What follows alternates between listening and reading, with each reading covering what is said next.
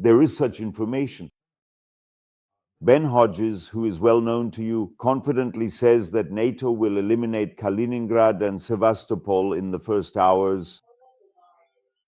But it must be said that this is the same old Kiev in 3 days, only now in a NATO rendition, in a NATO performance.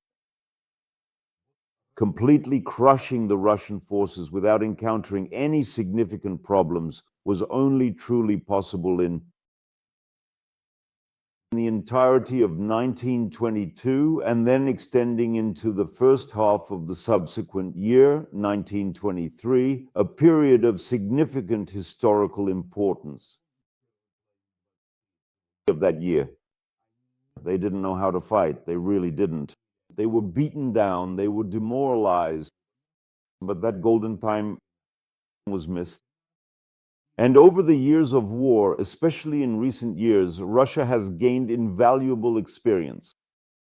And it is precisely experience that is the most important and most valuable factor in combat operations. Even when that experience is gained by a horde of murderers and scoundrels.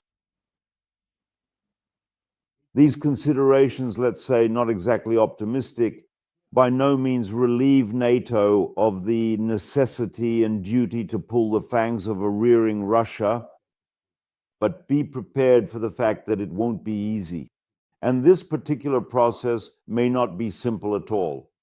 In fact, there are indeed very high hopes for NATO's truly formidable air force, yes, but it's entirely possible, even probable, that this protracted war will be long, grueling, and incredibly bloody. Moreover, it is quite possible that the first month or even longer, things may not go at all as one would hope. One should not forget that the Russians have one very important advantage, an overwhelming primitiveness and bloodthirstiness among their personnel. Of course, one can hope that these charming qualities will eventually emerge in all the other participants in this drama as well. But in any case, this will not happen instantly. The Ukrainian armed forces, by the way, did not display primitiveness from the very first minutes of the war, but there was absolute ruthlessness, which in fact is what saved them. At that time, let me remind you, having only javelins as serious weaponry, essentially with their bare hands, the Ukrainian armed forces tore to shreds the Russian horde. Europeans also have a problem with primitiveness, generally speaking. Of course, everyone has it to some extent, but you have to dig deep to get to it. Through a mass of cultural layers which grow thicker with each passing year and century. As is well known, Russians have very few of these layers.